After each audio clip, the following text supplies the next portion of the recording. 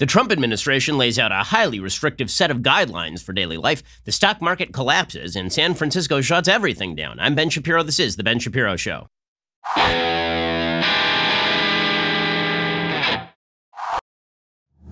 The Ben Shapiro Show is sponsored by ExpressVPN. You have a right to privacy. Protect it at expressvpn.com/Ben. Okay, so here is the dealio, gang. Right now, we are trying to figure out exactly what the plan is. I mean, seriously, like the entire U.S. government is trying to figure out what the plan is. The entire world is trying to figure out what the plan is. This is because we can quarantine all we want, but once the quarantine ends, once people are out and about, then is this thing just going to crop up again? And we don't know the answer to that question. So right now, everything is shut down.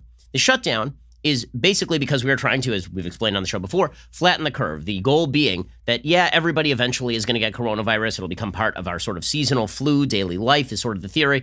But if we can flatten that curve so that it doesn't all hit at once, so the wrecking ball doesn't hit our healthcare system all at once, then you won't have a massive excess of cases above that dotted line that I've shown you before, the dotted line being the number of ICU beds and respirators and ventilators available for people who actually need them. So the idea is we can slow transmission to a certain extent, then eventually there will be enough beds available because people won't all be getting this at once. But here is the problem. Let's say that we lock everything down for just a couple of weeks. Let's say we lock everything down for a couple of months, and then all the young people go out and they hang out together, and then they infect one another, and then all the old people get it. Well, you may have delayed it a little bit, but unless you have radically increased the number of ICU beds and ventilators, then you've not actually bought anything. You've not actually achieved anything. Because the line is still where it was before. All you've done is basically delay a little bit the onset of the tsunami that is going to hit. So the question right now is, what is going to stop this thing? Now, the evidence is sort of interesting and mixed on what is going to stop this thing. So in China, if we believe the Chinese statistics, the Chinese have actually stopped this thing dead. They locked everybody down for about 3 months. And now there are few new cases, according to the Chinese government. We have seen industries start to reopen. We're seeing people in the streets again. In Hong Kong, same thing. Lots of people out in the streets again. Unclear whether business has reopened at this point in South Korea or not. So the question is going to be, now that people are back out and about, whether they are starting to reinfect each other and whether you see the caseloads rising again. If not, then there is a hope that this thing is just shut down temporarily. And if it's shut down temporarily, then we can weather this thing. If, however, there is no shutdown that is temporary. If, however, it turns out that the minute we get out of our hidey holes and we start associating with one another, we're going to reinfect each other again. And then it's going to hit all the old people anyway. And we have not significantly increased the number of beds. We haven't bought ourselves any time at all. And if the vaccine takes 12 to 18 months, and the idea is that we're supposed to shut down the entire world economy for 12 to 18 months, that is simply unsustainable, which is why it's fascinating to see the differences between how the United States and the UK and Denmark are treating this thing. So I mentioned this yesterday. The United States is right now basically pursuing a policy of everybody stay home, which is based on best available information. Everybody staying home is going to slow the transmission of the disease.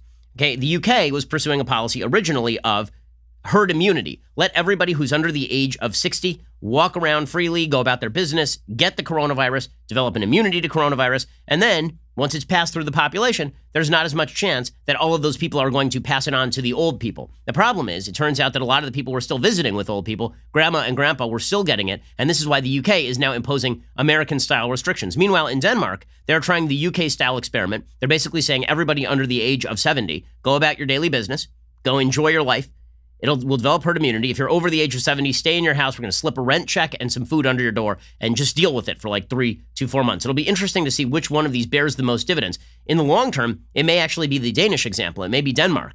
The reason being, again, if the goal here is not just to lower the curve, but to eradicate the passage of the disease generally, you do need herd immunity at a certain point. The benefits of a slow development of the disease over time toward herd immunity is that you don't fill all the ICU beds at once. The downside is it means that you have to shut down the economy for extraordinarily broad periods of time.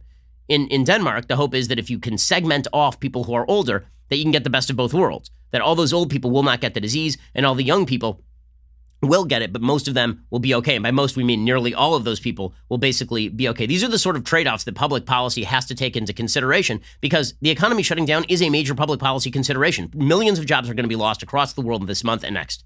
In the United States, hundreds of thousands of jobs are going to be lost this month and next. The reason being, you can't shut down the entire United States economy indefinitely without any sort of expectation as to when the economy is going to open without inflating the currency. I mean, at a certain point, who's going to buy bonds? At a certain point, where is the money all going to be? And once you start inflating the currency so people can continue to pay for their food, well, what happens to everybody who has savings? All the people who are really wealthy don't actually have a lot of money anymore. Basically, all the wealth of a society dissipates when the economy stops dead this way. These are serious considerations that we're going to have to consider, and we're going to have to hear some more specific plans from our leadership as to how they expect that this thing is going to die out, or how we expect to increase the medical capacity of the system itself so that when we reopen the doors, when business reopens, we don't have exactly the same situation we had 2 weeks ago, where business is open, but lots of old people are in danger of dying. We're going to get to more of this. We're going to break it down in just 1 second, because data first here, before opinion, data first. We'll get to all of that in just 1 second. First, let us talk about the fact that your car right now is kind of valuable to you. And one of the things you don't want to be doing is heading out to that auto parts store. So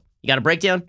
You're not going to go to the auto parts store because a lot of these businesses are shut anyway. Why not check out rockauto.com? It's so much easier than walking into a store and then demanding quick answers to things like, is your Odyssey an LX or an EX, and what kind of part do you need? Is it the specific exact part? I mean, many of your parts right now are basically computer-based, and that means that you don't have the exact part at a local auto parts store, besides which it may be closed right now. So go check out rockauto.com. The rockauto.com catalog is unique, remarkably easy to navigate. Rockauto.com has everything from engine control modules and brake parts to tail lamps, motor oil, even new carpet, whether it's for your classic or daily driver. Get everything you need in a few easy clicks delivered directly to your door. RockAuto.com always offers the lowest prices possible rather than changing prices based on what the market will bear like airlines do. Why spend up to twice as much for the same parts? RockAuto.com is a family business serving auto parts customers online for just 20 years. Let me just give you a quick example. A Delphi FG 1456 fuel pump assembly for your 2005 to 2010 Honda Odyssey is $354 at Advance, which is a big chain store, versus $217 at rockauto.com. So next time your car gives you trouble, instead of heading off to the auto parts store, which is probably closed, instead head on over to rockauto.com right now. See all the parts available for your car or truck and write Shapiro in their How Did You Hear About Us box so they know that we sent you. Okay, so as I say, the big questions right now involve exactly when we reopen the economy, if the economy is reopened, how exactly all of this shakes out. So here's the information that we currently have. Right now, according to the New York Times, Benedict Carey writing, scientists tracking the spread of coronavirus reported on Monday that for every confirmed case, there are most likely another 5 to 10 people in the community with undetected infections. These often milder cases are on average about half as infectious as confirmed ones, but are responsible for nearly 80% of new cases, according to the report, which was based on data from China. The researchers modeled the virus's natural spread in China before the government instituted a travel ban and an aggressive testing policy. During that time, from December of last year through late January, about 6 in 7 cases went undetected. That situation is analogous to the current state of affairs in the United States and other Western countries where tests are not widely available, the researchers said. Jeffrey Shaman, epidemiologist at Columbia, he says if we have 3,500 confirmed cases in the United States, you might be looking at 35,000 in reality. The report is among the first to address 2 of the most pressing questions about the pandemic: how many people are walking around with unrecognized infections, and just how infectious are they? As American policymakers have begun taking more aggressive measures to slow transmission, such as canceling events and closing restaurants, access to tests for the virus has been difficult or non-existent in much of the country. Those tests are going to be necessary in order for us to actually lock down people who may be walking around and carrying this thing without noticing it. Dr. Elizabeth Halloran, professor of biostatistics at the University of Washington, says it's crucial to implement wide-scale testing, and it's important to develop inexpensive tests so people can get tested whenever they need to be. This new analysis is drawing on documented infections in China and mobility data, as well as a model of social interaction across the population to estimate the numbers of undocumented cases as well as infection rates. It found that after the Chinese government locked down the center of the outbreak on January 23rd and began widespread testing, the picture changed drastically. In time, testing identified some 60% of positive cases, up from 14%. The scientists said the number of undetected cases for every confirmed one could vary twofold from country to country. The unidentified cases in China that proliferated before the lockdown, although less contagious, did not necessarily cause milder cases in the newly infected, according to researchers. Okay, so this does require us to ask the question with regard to China. So why exactly have we not seen a re-uptick of cases in China as the economy begins to open? Because as the New York Times reported earlier this week, reported like late last week, China is starting to get back to work. More than 6 weeks after its leaders virtually shut down the world's second largest economy, factories are reopening, offices are starting to fill. Okay, if that's the case, then why haven't we seen a wild uptick in the number of cases in China? Unless they're not telling us something about how all of this works. Because, for example, the Washington Post, this is one of the most viewed pieces in the history of the Washington Post, and for good reason. It's a sophisticated and interesting take on exactly how infection models work. So we're going to show you how the Washington Post did this because it's really interesting. So basically, they created a fake disease called simulitis, okay, trying to simulate COVID-19. This one passes more easily than COVID-19, where a healthy person comes into contact with a sick person. The healthy person becomes sick in this particular model. And then there are recovered people. So what you're about to see, if you can actually watch the show, is you're about to see dots of 3 colors, right? You're going to see purple dots. Those are people who have recovered from simulitis, which in this case is sort of a more viral version of coronavirus. You're going to see the sort of greenish gray dots. Those are healthy people. And then you're going to see the orange dots, and those are sick people. And there are a bunch of different simulations that they have put out there. So simulation number 1. This simulation is a free-for-all. Basically, everybody travels as they see fit. There are no travel lockdowns. Everybody is able to go and do exactly what it is that they want. We can play that, and I can explain what's happening. So you can see there's this one sick person, starts infecting people almost immediately. Now, all the people are infecting all the other people. And what you see is very, very quickly, the sickness spreads throughout the entire population. You can see on the top of the graphic, this is why you should subscribe at Daily Wire so you can actually see what we're talking about. You can see at the top of the graphic, this big bell curve, and the bell curve quickly spikes all the way to the top of the chart before finally starting to drop off as people start recovering. Now, what these charts do not include is the number of people who die. So those people are no longer infectious, obviously, but it's a fairly good simulation of what exactly this stuff looks like if there are no restrictions in place at the time. So this was able to spread quickly over an entire population in a bigger country, right? This is a very small country, right? You're only talking about a couple hundred dots. When you see that, what you're seeing is that the entire population is infected in a very short amount of time, but then everybody is recovered, right? So the question is, if you're looking for herd immunity, maybe you don't want to restrict everything, right? The theory here would sort of be the Danish theory, which is, okay, fine. So everybody gets sick and then everybody recovers. So you actually want this to happen as quickly as possible. Okay, then you have your second model of how to contain this thing, and this would be the attempted quarantine. Okay, so this is where you literally just wall off a portion of the population, and what you see is that within the portion of the population that is walled off, the infections happen really, really fast, right? So let's say you wall off a nursing home and somebody in the nursing home has the infection. Everybody in the nursing home has the infection within about 5 seconds. Everybody outside the nursing home does not have the infection. Now, the problem is, as you will see in this particular model, is that as the door opens, right, as you start to get beyond the attempted quarantine, then some of the sick people are going to escape, and then they're going to start infecting the population.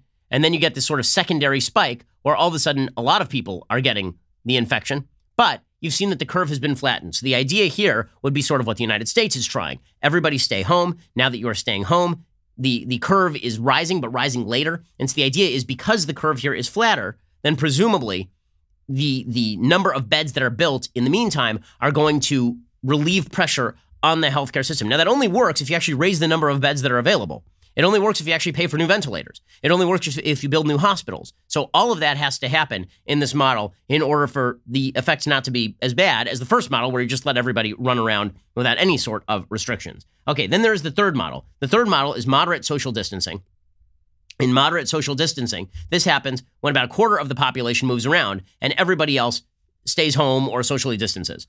Right, so this is sort of what the United States has kind of right now, right? This is what we've been pursuing, which is basically a small percentage of the population is moving around. Some people are going to work. Most people are now staying home in major cities. And here's what that looks like over time. So you see that people are, one sick person will move around.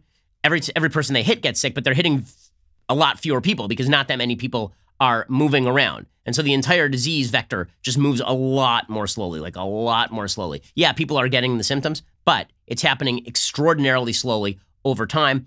There are a lot of healthy people, a couple of recovered people, and very few sick people over time. The curve here is very flat. So that's what the United States is going for, again, in order to keep that number below the dotted line of the number of ICU beds over time. Now, the problem with this is it doesn't develop herd immunity. So if at a certain point people get back to work, then you immediately kick into chart number 1, and then the number of cases spikes again. And this is the point I'm making. We don't know what's going to end this disease vector, right? There's a great hope that the summer ends the disease vector, that basically we get to summer, warmer weather, flu tends to die off in warmer weather, and then everybody gets back to work for a few months while we build some new ICU beds. By the time we hit fall, we don't have to shut down the economy again in the same way. But that is assuming some things like that this is going to kill the virus, which there's some fairly good evidence for that. In equatorial zones, it seems like the virus is being killed off faster in hot areas, hot and humid. seems to be killing off the virus. So we can all pray that that is the case. So that would be the idea behind a temporary, mostly lockdown, which is kind of what we in the United States are pursuing. That's the policy that we're looking at right now. Then there's extensive social distancing. Extensive social distancing would be like San Francisco right now. This is 1 out of every 8 people moving, meaning barely anyone is moving at all. And you can play that simulation as well. Again, all these simulations are courtesy of the Washington Post, which did an excellent job putting together what these graphics look like. For those who, again, can't see, what you are seeing here is a few sick people who are moving around and everybody else locking in place. And again, you're seeing the caseload grow extraordinarily slowly. And again, that is what you would really look for, right? So both the moderate case and the extensive social distancing, you see a bell curve that is much shallower and also backloaded, right? That bell curve is backloaded because, again, whatever increase is taking place a lot later over time. It's cumulative over time. So that is what the United States is looking for, is delay this thing until summer and then pray that the hot weather kills the flu, or kills the Wuhan flu. And by the way, it's not racist to call it Wuhan flu. We'll get to that in a second. It originated in Wuhan. The Spanish flu is the Spanish flu. This is the Wuhan flu. Okay, so this is the model that the United States is pursuing. Okay, so bottom line, if you look at what these look like, okay, in terms of the bell curve, if you have the free-for-all, which is sort of what Denmark is positing, you have that steep bell curve, steep up, steep down, and then you're done. The attempted quarantine, you have a much shallower curve, and then you have a secondary curve that is much broader. Okay, the goal there would be to shut this thing down, at least for the moment, so you can get that ICU level just above this sort of orange double bell curve, just above the camel humps right there. And then you have moderate distancing, which is what the United States is trying in the short term, and it depends how long we can keep that thing lasting. And then the hope is that when you hit the end of that chart, by that point we have a vaccine, by that point we have the summer, and this thing gets killed off. And then extensive distancing is just a better variation of moderate distancing. So the United States is basically trying strategies 3 and 4, moderate distancing and extensive distancing. Denmark is trying strategy 1, and the idea would be that you wall off all of the oldies and you make sure that they don't actually get hurt. All of this is reliant, again, on a couple of assumptions. Assumption number 1, summer comes, the flu dies. Assumption number 2, a vaccine is developed sometime in the near future. If neither one of those things happens, nothing we are doing right now is going to matter. Seriously, if we do not develop either more ICU beds, right, better medical capacity to handle people who are getting sick over the course of the next couple of months, or if this does not kill off, if the summer does not kill off the Wuhan flu, or if we get to the point where a vaccine is developed, if none of those 3 things happen, then no matter how much social distancing we go through right now, if this thing lives, everybody's going to get infected. Old people are going to die in increased numbers. Okay, so we are relying on a few things that are unknown. We just don't have the information for it. It's kind of best bet kind of stuff. And again, as a social matter, it's going to be, as a social science matter, it'll be fascinating to see whether Denmark has the best approach, keeping their economy running, while maybe everybody else is overreacting, or whether we have the right approach, and Denmark would unfortunately see some pretty bad effects from what they're doing. Also, what happens when we reopen our borders, right? The world, we are not walled off from the world. Are we just going to keep travel bans from every place on Earth in place interminably?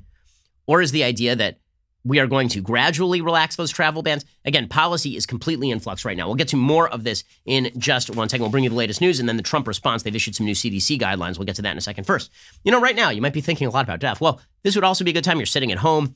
You don't have a lot to do. Maybe what you should do is go check out Policy Genius and get yourself some life insurance. Like, now would be a great time to get yourself some life insurance. Policy Genius makes finding the right life insurance a breeze. In minutes, you can compare quotes from the top insurers and find your best price. You could save $1,500 or more a year by using Policy Genius to compare life insurance policies. Once you apply, the Policy Genius team will handle all the paperwork and the red tape for free. Policy Genius doesn't just make life insurance easy. They can also help you find the right home, auto, and disability insurance. So if you don't know what's just around the corner, nobody does. It's okay. This is why you need insurance. Go make sure that you, your family, are taken care of in case, God forbid, something should happen to you.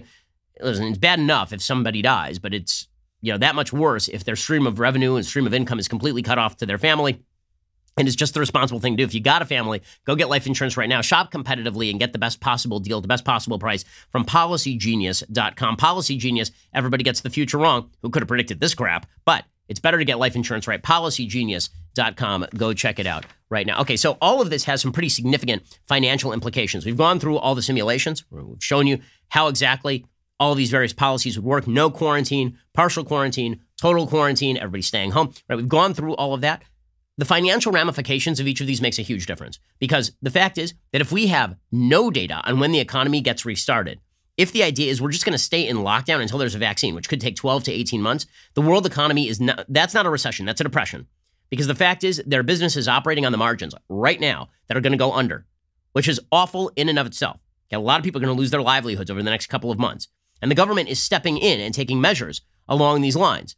Right? The Fed says that it's going to offer an additional $500 billion in overnight repo funding markets to prevent creditors from going in and trying to repossess stuff, right, from calling in their loans. They're basically saying, guys, hold off. Everything's on hold. The federal government is going to pump into you to make sure that you don't experience as losses necessary for you to call in all of those mortgages, call in all of those car loans, call in all of those student loans.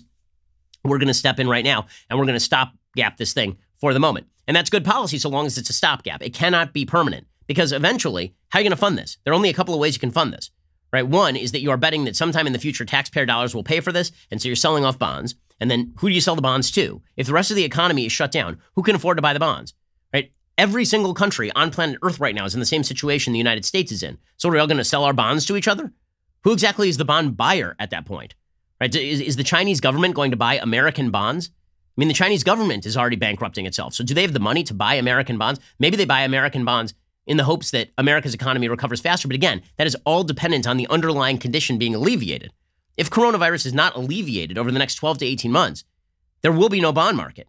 Nobody is going to be buying into the future faith and credit of a country where the entire industry is shut down, and globally, nobody can afford to buy those bonds, okay, which leaves the federal government with only a couple of other options. One of those is to actually pump, right, to actually inflate the currency, to basically helicopter cash everywhere, just give everybody oodles of money. Okay, once that happens, sounds great, only one problem. Once you start helicopter cashing everything, eventually prices are going to rise because, again, it doesn't lower the cost of production of the goods that are still in production to simply helicopter cash everything. And what that means is that everybody who has savings is now worth less because the stock market is not going to rise on that base. I mean, we know this because this is actually what FDR tried to do during the Great Depression. During the Great Depression, there was an attempt by FDR to basically set wages, set prices, top-down government control, lengthen the Great Depression by 8 years. Hey, if you do not alleviate the underlying condition here, the Great Depression is even less understandable because there was no great underlying condition that led to the Great Depression. Here, you actually have an underlying condition, coronavirus. Presumably, when that is healed in some way, then you are going to see an uptick in the economy. But if there is no prospect of an uptick, then there will come a point where everybody is just going to have to adopt the Danish solution. There will come a point where the economy can no longer afford to operate on this basis, and that's going to be dangerous, and it's going to be terrible. And we're going to have to make some very, very difficult public policy decisions as to which sectors are allowed to go back to work, what is the risk factor for people who are older in our society, right? We hope we never get to that. The great hope is that by summer, by May, this thing starts to die down. And again, many scientists are suggesting that that may be exactly what happens, that perhaps we get to the point pretty quickly, hopefully, as we say, by May, that this thing starts to drop off a little bit in terms of its virulence and that the government has gotten it under control. But if it does not, then all of the measures the government is taking right now in order to contain this thing are not going to have a lot of long-term effect, and the economy is going to stay down for the count. Right? That is the great fear. So we can all take these measures, right? We can all stay home. Government can pump. We can do that for a marked period of time. We cannot do that interminably. We cannot do it forever. The government cannot just print money or borrow money on the basis of revenue that's never going to arrive based on lowered economic projections. Now, again, most economists believe that we're going to come out of this fairly quickly, meaning that there'll be a rough Q2. That Q2 in the Goldman Sachs is projecting that Q2 in the United States, we're going to see a 4% GDP loss, which is just astonishing. And that then afterward, we'll see, they hope, an alleviation and a 2% GDP gain, that we'll see a U-shaped recovery. And by the end of the year, we'll have gone through the year at a slight loss. Right? The stock market today is sort of assuming there's not going to be tremendous amounts of new information available. The stock market is up slightly today. At this point, it dropped 3,000 points yesterday. It is up and down because nobody knows where the actual bottom is. Nobody knows where exactly this thing is going. And with that said, everybody is shutting down, and there's not going to be any new information for a couple of weeks. Now, here's the thing. You're going to see a lot of statistics in the next couple of weeks about the number of cases rising. That's good. That's a good thing. That's what you want. The reason you want that is because the cases already exist. It's not that seeing the number of cases that are in the system means there are more new cases. It means we're now finally testing, which is something that is deeply necessary at this point. Okay, in just a second, we're going to get to the latest measures being taken by states and localities. We're going to get to the new White House guidelines. We're going to get to all of that in just one second. First, let's talk about one reality. You're going to be using the mail an awful lot in the near future, but do you really want to schlep over to the post office? There are lines there, okay? And forget about the length of the lines. Social distancing, man. That seemed like a good idea to you to go out to the post office and schlep a bunch of packages there? Seems like a bad idea to me. This is why you should be using Stamps.com, beyond all the other reasons like saving tons of time and money. Stamps.com is completely online.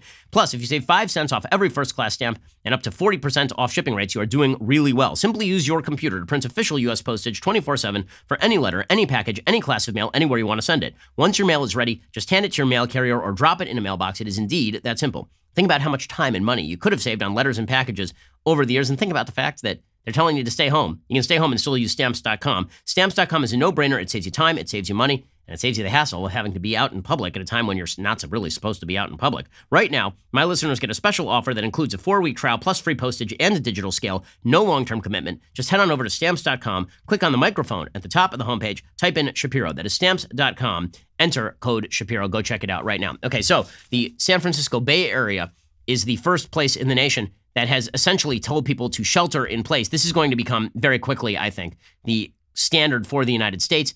One of the things that happens in these situations is you don't want to be the public leader who gets left behind. You don't want to be the outlier, right? Denmark is taking enormous amounts of flack for exactly the policies I was talking about before. The UK was taking an enormous amount of flack for the policies that I was talking about before. How would you like to be the mayor who says, everybody go about your business, and then you get an outbreak in your city? And by the way, that's a real possibility, right? I mean, during the Spanish flu, there was a widespread difference, 1918 to 1920, huge difference in death rates between Philadelphia, where everybody just went about their business, and St. Louis, where these shelter-in-place orders were basically put in place, and the death rate was half of that in Philadelphia. Well, now, 6 Bay Area counties have announced shelter-in-place orders for all residents on Monday, directing everyone to stay inside their homes and away from others as much as possible for 3 weeks in a desperate move to curb the rapid spread of coronavirus across the region. The directive was set to begin at midnight on Tuesday and involves San Francisco, Santa Clara, San Mateo, Marin, Contra Costa, and Alameda counties, a combined population of more than 6.7 million people. It's going to stay in place until at least April 7th. The 3 other Bay Area counties, Sonoma, Solano, and Napa, did not issue similar mandates. Also, Santa Cruz County announced a shelter-in-place order for its 275,000 residents. In all likelihood, this is going to become sort of the common standard across America. We've already seen shutdowns of basically all businesses in the city of Los Angeles. Restaurants are closed except for takeout. Movie theaters are closed. Retail stores are closed. We are seeing that in D.C. We are seeing that in New York. I mean, we've never seen anything like this, truly, in the history of the United States. I mean, even during World War II, the stores were open. This is astonishing stuff. Businesses that do not provide essential services must send workers home. Must. According to these orders, among those remaining open are grocery stores, pharmacies, restaurants for delivery only, and hardware stores as well. Most workers are ordered to stay home. Exceptions are just healthcare workers, police, fire, other emergency responders, and utility providers such as electricians, plumbers, and sanitation workers. BART will run for essential travel. Airports are not closing either, although the fact is that domestic airline travel is basically dead at this point. So the airline industry is in serious trouble. They're just going to have to shut down. They're just going to have to shut down. Meanwhile, there's controversy over in Ohio where Governor Mike DeWine has postponed a primary election, and the idiotic Democratic Party and idiot Tom Perez have said we're going to go ahead with our primary today anyway. Well, good luck with that. I mean, seriously.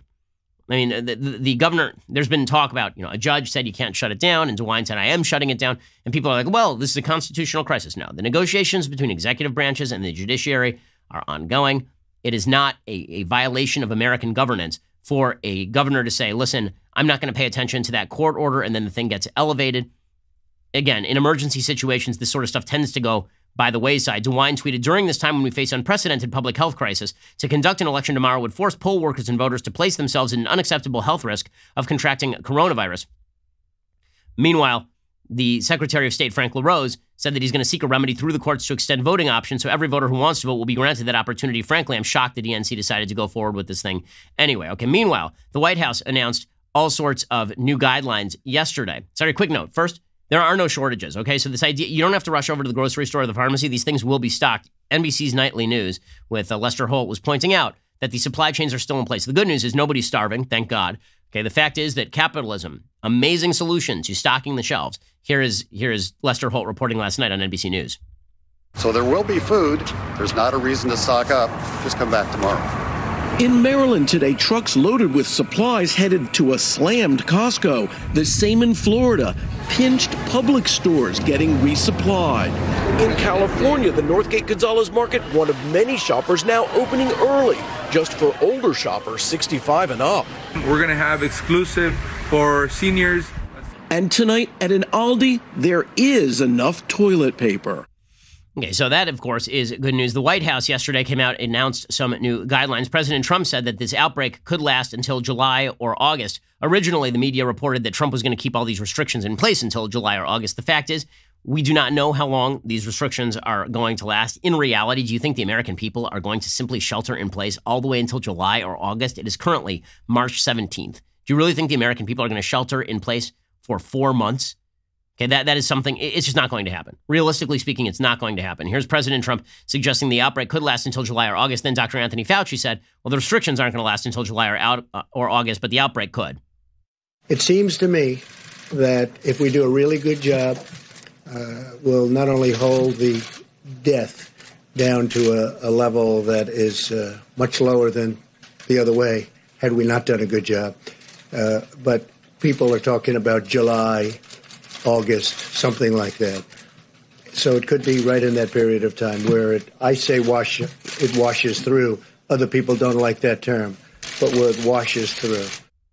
Okay, so that of course is a fairly accurate take. Some people are even suggesting that by early May, as the summer kicks in, we may see an alleviation of the virus itself. President Trump finally acknowledging the economy could be headed into recession. Look, the fact is that the early handling of this by the Trump administration was not good. As I've said for about a week, Trump wised up late last week, and he has now been taking a very serious tack on all of this, which is correct. Here's Trump yesterday announcing the economy could be headed into recession.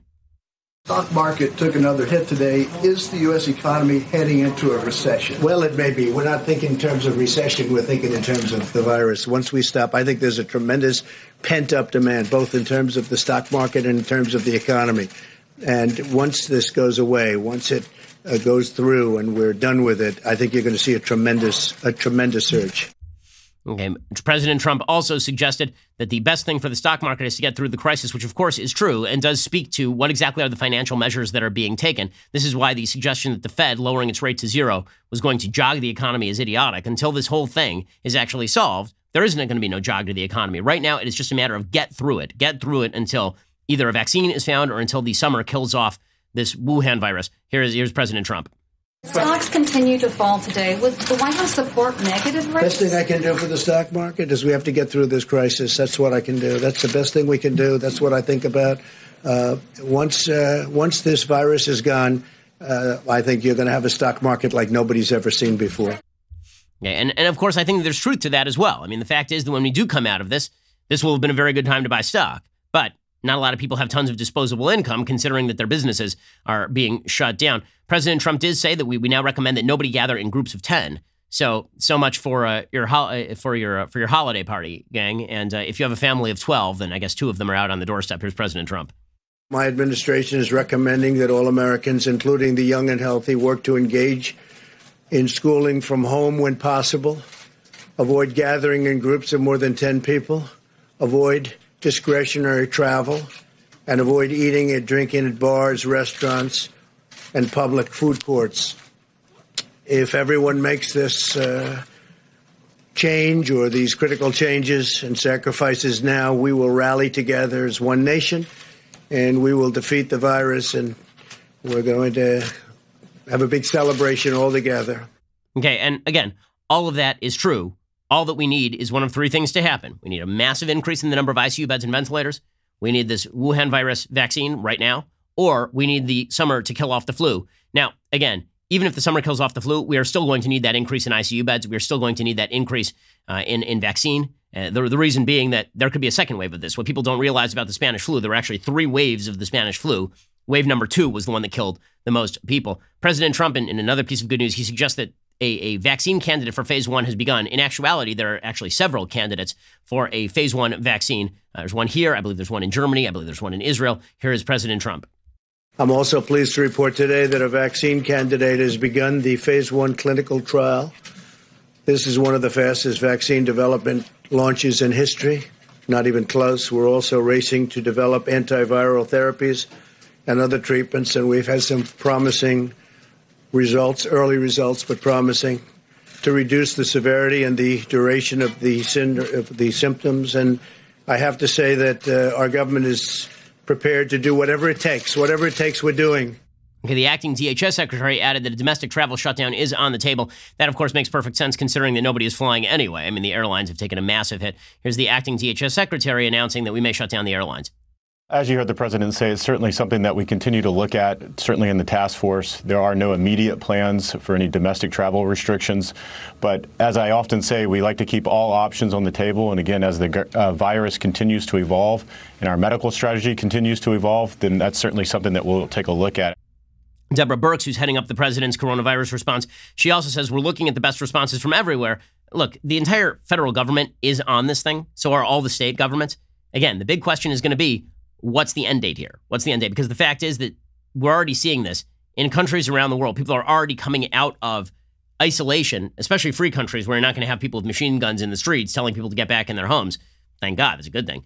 That means that the number of people who are going to stay in place, especially if the numbers don't dramatically skyrocket and freak everybody out, that eventually people are going to go back out in the streets. Here's Deborah Birx saying we're looking at good responses from everywhere. I think we're looking at all the experience that has been gained around the world. We spend every day reviewing what has happened in China, South Korea, Italy, Iran, and across the world to really see how people have responded. There's a China model, there's a South Korea model. We're taking the best of each of those models and working on seeing how we adapt them. Okay, well, so all of that is true. It's funny. So the media have been playing this thing very oddly in some areas. For example, they've been saying that the federal response was following the state response. Yes, because states are built for this. I mean, this is what federalism is built on. Localism, the ability of states to declare national emergencies or state emergencies is far greater than the capacity of the federal government to declare such emergencies. Of course, this thing should have started at the local and state level in terms of the initiation of lockdowns like this. For all of that, the president has now put out a document called 15 Days to Slow the Spread. Now, this does not mean that all of these restrictions are going to end after 15 days. That is very unlikely. Okay, the high likelihood at this point is that this thing is going to continue at least another month. If I had to put my thumb on it, I would think that it would be at least another 4 to 6 weeks minimum. Okay, but with that said, the president has said there are 15 days to slow the spread because at the very least, you have to take one running punch at coronavirus by preventing the rapid spread to give the government time to catch up. So here are the guidelines. They say, listen to and follow the directions of your state and local authorities. If you feel sick, stay home. Do not go to work. Contact your medical provider. If your children are sick, keep them at home. Do not send them to school. Contact your medical provider. If someone in your household has tested positive for the coronavirus, keep the entire household at home. Do not go to work. Do not go to school. Contact your medical provider. If you're an older person, stay home and away from other people. If you're a person with a serious underlying health condition that can put you at increased risk, for example, a condition that impairs lung or heart function or weakens your immune system, stay home and away from other people. Even if you are young or otherwise healthy, says the White House, you are at risk. Your activities can increase the risk for others. It's critical you do your part to slow the spread of the coronavirus. And this, of course, has led to a fair bit of controversy between sort of young people and older people. There's an interesting article in the Wall Street Journal today about how some young people are like, I just want to live my life, man. And if the oldies get it, then the oldies... Okay, that is a fairly immoral point of view. You staying home for a couple... Listen, the economy is going to take the hit anyway. You staying home for a couple of weeks from the bar and killing your social life for a couple of weeks to save grandma... Actually, that's something you sort of owe to grandma. Okay, do your part to slow the spread of the coronavirus, says the White House. Work or engage in schooling from home whenever possible. If you work in a critical infrastructure industry as defined by the DHS, such as healthcare services and pharmaceutical and food supply, you have a special responsibility to maintain your normal work schedule. Avoid social gatherings in groups of more than 10 people. Avoid eating or drinking at bars, restaurants, and food courts. Use drive-through pickup or delivery options. Avoid discretionary travel, shopping trips, and social visits. Do not visit nursing homes or retirement or long-term care facilities. And of course, wash your hands. Avoid touching your face, sneeze or cough into a tissue or the inside of your elbow. Disinfect frequently used items and surfaces as much as possible. They also say that older people are particularly at risk. All states should follow federal guidance and halt social visits to nursing homes and retirement and long-term care facilities. And they recommend that all states shut down bars, restaurants, food courts, gyms, and other indoor and outdoor venues where groups of people congregate. So this thing is going to be rough, obviously, and President Trump has gotten serious about it. The White House has gotten serious about it. I keep repeating it, but the reality is we are not going to know how successful any of this stuff was until we get to the summer. We're just not going to know that. The statistics, by the way, the coronavirus map continues to add numbers to it. We had about 18 deaths in the United States from coronavirus. That doesn't sound like a lot considering that we are in a country of 330 million people or so. But the numbers are climbing. As I said before, that's a good thing.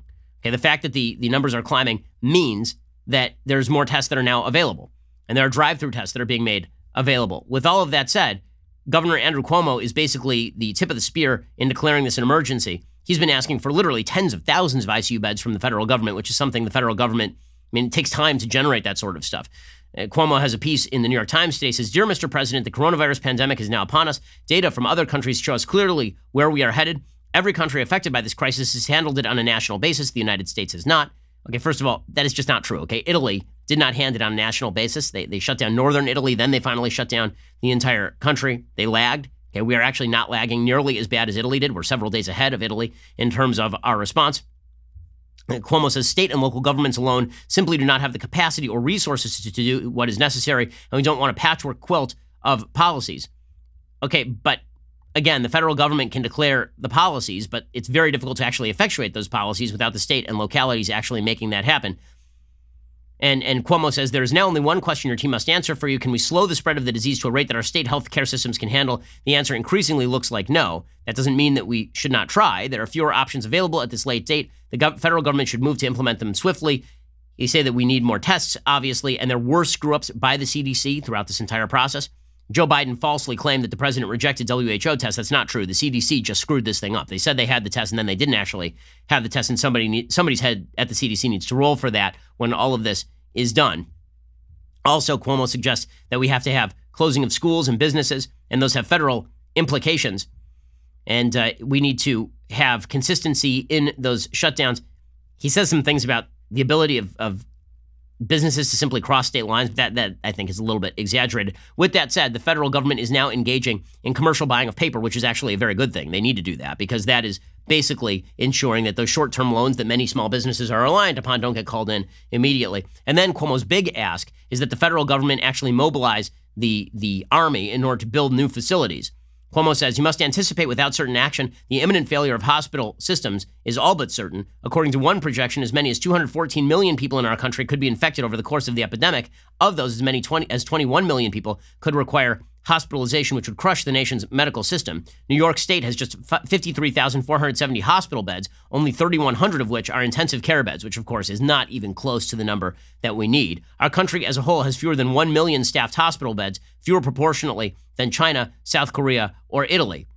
Okay, but we're also a little more spread out than South Korea or Italy, for example, and it is also true that we are obtaining the disease, at least by best available statistics, at a lower rate than some of those other countries. But do we need to build more hospitals? Absolutely. Do we need more beds created? Absolutely. Cuomo is calling on Trump to free up the Army Corps of Engineers to leverage its expertise, equipment, and people power to retrofit and equip existing facilities to serve as temporary medical centers.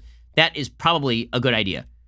Okay, that is probably a good idea. So all of those resources are going to be brought to bear. Okay, in just a second, we're going to get to more on this. We'll bring you the latest from the coronavirus counts, which are escalating. They've not been escalating in China, and they've not been escalating in South Korea, which is really interesting because, again, life seems to be opening up there again, which, again, is a very good sign. I mean, that means that the economy will recover once this stuff is over. We'll get to that in just 1 second. First, let's talk about a certain reality, and that is that if you want to keep yourself and your family safe, one thing that would be very useful at a time like this is, of course, owning a firearm.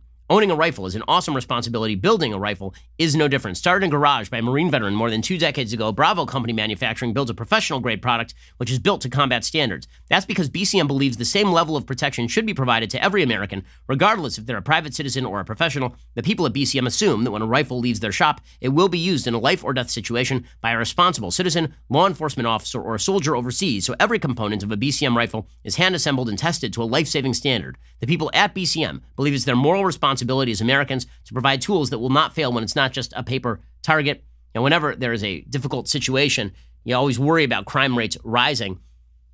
Protecting yourself, protecting your family, it's an imperative. Go check out my friends at Bravo Company Manufacturing. Head on over to BravoCompanyMFG.com. You can discover more about their products, special offers, and upcoming news. That is BravoCompanyMFG.com. You should check out their awesome videos, too. Meet the great people who make their products at YouTube.com/BravoCompanyUSA. Again, that's YouTube.com/BravoCompanyUSA.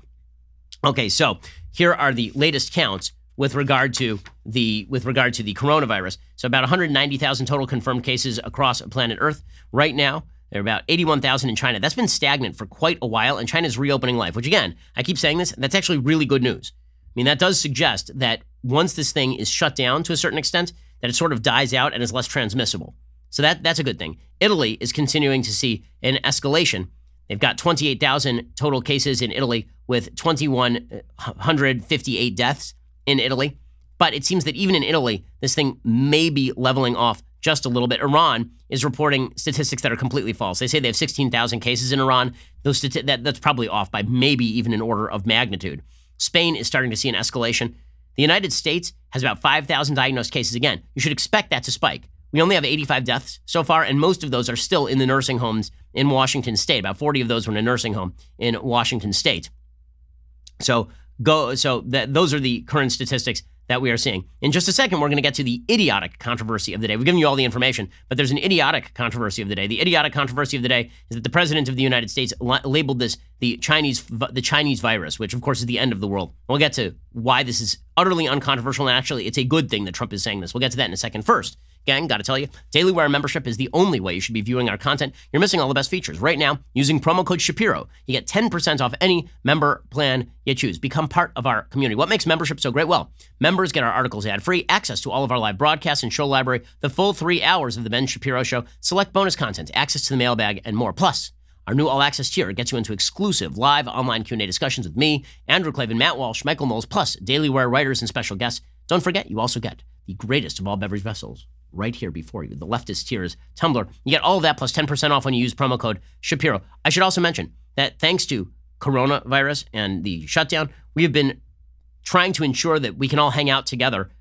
All of our members last night, for example, we got together and we all talked movies. It was just me and Jeremy Boring, and we hung out within a social distancing area and elbow bumped, and then talked about movies and religion for an hour. I thought it was a lot of fun. It creates a sense of community. It makes you feel not quite as alone in this time when I think a lot of people are feeling isolated. So come join our community. It really is a lot of fun. Stop depriving yourself. Come join the fun. We'll hang out together through all of this. You're listening to the largest, fastest growing conservative podcast and radio show in the United States.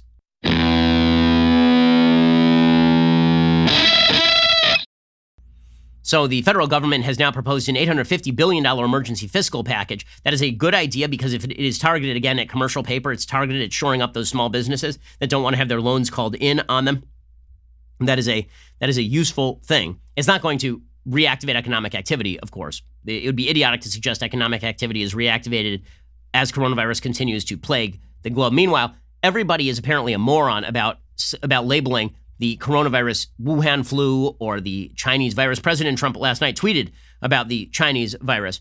And he tweeted this: the United States will be powerfully supporting those industries like airlines and others that are particularly affected by the Chinese virus will be stronger than ever before. And everybody was like, that's so racist. It is not racist. Stop with this stupid crap. It originated in China. It is the fault of the Chinese government that it exited China's borders for a month. China sat on this thing and tried to jail people who talked openly about it. So don't give me this garbage that somehow it's racist against random Chinese people to point out that the virus originated in China. Not only is it not racist, it's a good thing that the president continues to call it the Chinese virus. Why? Because Chinese diplomats are now pushing conspiracy theories, trying to blame this on the United States. Literally, they are trying to do this. Okay, a little bit earlier last week, a prominent Chinese diplomat tweeted a conspiracy theory that the coronavirus did not originate in Wuhan, but in the United States instead. Liqian Zhao, a deputy director general of the Information Department of China's Foreign Ministry, tweeted, "This article is very much important to each and every one of us. Please read and retweet it. COVID-19, further evidence that the virus originated in the United States." So China is trying to throw off its responsibility for this whole thing. And honestly, in the aftermath of this, if it were not apparent before, I've said many times over the course of years, I am not certain that the United States Nixon administration's decision to open China was actually a good idea. We may have been better off simply continuing to economically boycott China and then let the communist regime collapse in on itself, the same way that we did with the USSR. Okay, right now, the rest of the world needs to seriously consider whether we should be doing business with China on an ongoing basis. This is just further proof. Forget all of their human rights violations for the moment. Forget the fact that they keep 1 billion Uyghurs in abject servitude and slavery and jail conditions just because they're Muslim. Forget the fact that China has repressed 1 billion people in a horrific system of communist oppression that has resulted in the deaths of literally hundreds of millions of unborn babies. I mean, really, like forced abortion from the 1970s through 2015 was responsible for, if not hundreds of millions of babies, at least tens of millions of babies, and the forced sterilization of millions of women. This is an evil, evil regime. And the evil of the regime was shown for everybody to see when this virus was basically unleashed upon an unsuspecting world because the Chinese government wanted to uphold its credibility with its own citizenry. We're all going to have to decide. And I mean corporations, I mean governments, whether we want to continue to do business with an aggressive state that cares so little about the rest of the world that they are willing to silence their own citizens, even if it means the rest of the world has to suffer death and privation and the entire world economy shudders to a halt. Okay, so yes, this should be labeled the Chinese virus. It is a Chinese virus. To pretend that it is not, that is a referendum on the regime. It's not a referendum on the people of China, who are great. It is not a referendum on Chinese people abroad, who are wonderful. It is a referendum on the Chinese government, which is a bag of garbage and has been a bag of garbage for decades. By the way, in breaking news, Mike Pence is now asking construction companies to donate additional industrial masks to the medical community and forego additional orders of masks at this time, which makes sense. Construction isn't exactly ongoing. CNN is reporting 97 people have died and at least 5,000 confirmed cases of the coronavirus, according to the CDC. Again, those numbers are going to jump. The numbers jumping shouldn't scare you. It should be evidence that we're starting to finally get this thing under control via testing. You're going to see those numbers skyrocket in future days, and then we look for it to level off. Okay, time for a quick thing that I like, and then a couple of quick things that I hate. So things that I like today. So if you're looking for something creepy, but not too creepy to read, go check out The Complete Tales and Poems of Edgar Allan Poe, perhaps the greatest American writer. His command of language is absolutely beautiful. And if you want to read something that's, if you're into, watching the movie Contagion and freaking yourself out, the best pandemic story, of course, is The Mask of the Red Death by Edgar Allan Poe. So if you're in a very dark mood, read that. But otherwise, Edgar Allan Poe is just a master at what he does, and his writing is beautiful. So go check out some Edgar Allan Poe. Like, now's a good time to catch up on your classics reading. So if you don't remember all that stuff you were supposed to read in high school, now's a good time to catch up on all of that. Maybe we'll dedicate one of these sort of special Daily Wire episodes that we've been doing just for our listeners and our members. Maybe we'll dedicate one of those to book choices and discussing solid book choices over the course of the next several weeks when we are all home. And those of us who do not have kids may have some extra time on our hands. If you have kids, basically you're just trying to keep yourself from not going insane at this point. Okay, time for a quick thing that I hate. Bill Deblasio, the mayor of New York's an idiot. Like a full stop moron. Okay, by the way, so is Mayor Garcetti of LA. Mayor Garcetti of LA, I mentioned this a couple of weeks ago. So some of us took coronavirus pretty seriously a few weeks ago. Like, I told my wife several weeks ago to go out shopping because I thought this thing might get bad. But with all of that said, Eric Garcetti, even at the time, mayor of Los Angeles, he let the LA marathon go on. No problem. 20,000 people out sweating and coughing on each other. Just a genius move by Eric Garcetti, who also has allowed tens of thousands of homeless people to clog up the streets of Los Angeles, providing a public health risk that has been ongoing in this city for a long time. Okay, Bill de Blasio is of the same order, except more. He's just a full-scale idiot. I mean, a full moron. So yesterday, for example, look at the difference between them. I mean, it's just unbelievable. De Blasio says we have to be on war footing to tackle coronavirus. Okay, fair enough. Here's Bill de Blasio explaining that to Mika Brzezinski over at MSNBC. We need a national solution. This should be a reality where the United States is put on a war footing, where the federal government mobilizes all the resources necessary. We're going to need the United States military to come in with their substantial logistical and medical capacity. We're going to need the supply chain nationalized in some form right now. How about the fact that the United States, to the best of my knowledge, the United States military right now is still engaged in building those border walls. Take them off that and put them on coronavirus, for God's sakes.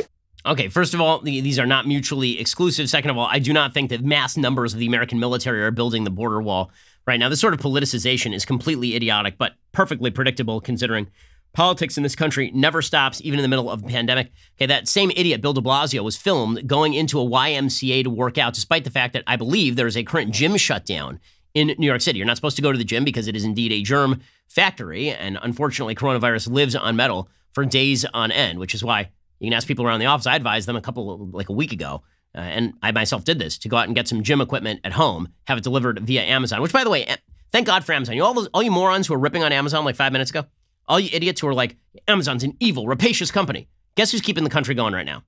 Amazon is about to hire 100,000 people because of all of the demand for people ordering online. Yes, a private company that has made your life better, still doing great work. That's the same company Bill de Blasio and AOC were raking over the coals 5 minutes ago. Anyway, Bill de Blasio, he says he was asked why he went to the gym to stay healthy, and a bunch of people in New York were like, are you a moron? You just told everybody else they can't go to the gym, and here you are going to the gym. Here's Bill de Blasio defending himself going to the gym when he's not murdering groundhogs. I did not for a moment think there was anything problematic because I knew the dynamics. And again, I have to stay healthy so I can make the decisions for the people of the city. Just unbelievable. He needs to stay healthy to make decisions for the people of the city by going to a gym that he's telling everybody else not to go to. What an absolute genius. Speaking of politicization, again, the politics of this country do not stop for 5 seconds. James Clyburn, who is the representative in South Carolina who endorsed Joe Biden and pretty much put him over the top there, put him on the path to the nomination. Yesterday, he was on Axios on HBO comparing President Trump and the Republicans to the Nazis because this crap just doesn't stop. It just doesn't stop.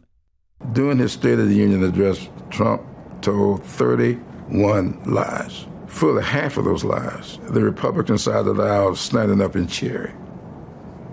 They knew that was not true, but they cheered him on. I really believe that the people of Germany knew Hitler was lying, but they cheered him on.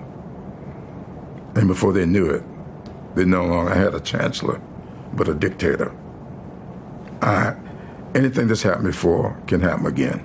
So we're now, seriously, it's hilarious. The same people who are saying that Donald Trump is Hitler and Mike Pence is Goebbels or something, these same people are suggesting that Donald Trump needs to fully take over the entire United States economy and now shutting down the entire country. Like, you're going to have to pick one. Like, this idea that the Republican Party is Hitlerian is so hilariously ridiculous. But politics, again, does not stop, no matter the situation. Can't stop, won't stop. Even Andrew Cuomo, who is going at it with President Trump over all of this, and Trump going right back at Andrew Cuomo over all this. I mean, this would be the time for cooperation and coordination. And if Cuomo asks for something and Trump says we don't have the federal resources right now, which is sort of what happened on a phone call yesterday. A bunch of governors were on the phone with Trump and they're like, can you get us ventilators? And Trump was like, you should first try and get the ventilator. We'll try to help, but we don't really have that great access either. I mean, it's not like we have a big stockpile of ventilators over here we're ready to hand you. So you should be trying to get it yourself. This was promoted by the media without Trump saying that we'll try to help you.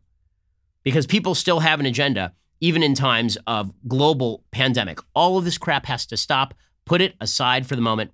I think that Americans are. I just think that our politicians are not. Because when you're a professional politician, you're a hammer in search of a nail, and that just never stops. Alrighty, we'll be back here later today with 2 additional hours of content. Otherwise, we'll be back here tomorrow. Don't worry. We're getting through this together. It's going to be fine. Really, it will. I really believe that this thing will die out by summer. I think that, I've said before, I think that we're going to get on track. I look at China, I'm encouraged. I look at South Korea, I'm encouraged. I look at Hong Kong, I'm encouraged. I think that we're going to get this thing on track. It's just going to require some sacrifice by all of us, but we can stick through it together. It's temporary. It is not permanent. So just keep that in mind and hang out with us. We'll just hang out together. It'll be fine. I'm Ben Shapiro. This is The Ben Shapiro Show. The Ben Shapiro Show is produced by Colton Haas, directed by Mike Joyner, executive producer Jeremy Boring, supervising producer Mathis Glover and Robert Sterling, assistant director Pavel Wydowski, technical producer Austin Stevens, playback and media operated by Nick Sheehan, associate producer Katie Swinnerton, edited by Adam Sayevitz. Audio is mixed by Mike Coromina. Hair and makeup is by Nika Geneva. The Ben Shapiro Show is a Daily Wire production. Copyright Daily Wire 2020. Major U.S. cities shut down to stop the spread of the Wu flu. But as we rush to save our lives, is coronavirus killing our Constitution? We will examine the surprising civics lessons of this pandemic. Then, former future Democrat governor of Florida and potential vice presidential candidate Andrew Gillum is found vomiting in a hotel room with a naked male prostitute and a bunch of meth. We will analyze, as it were, how the press lets him off the hook. All that and more, check it out on The Michael Knowles Show.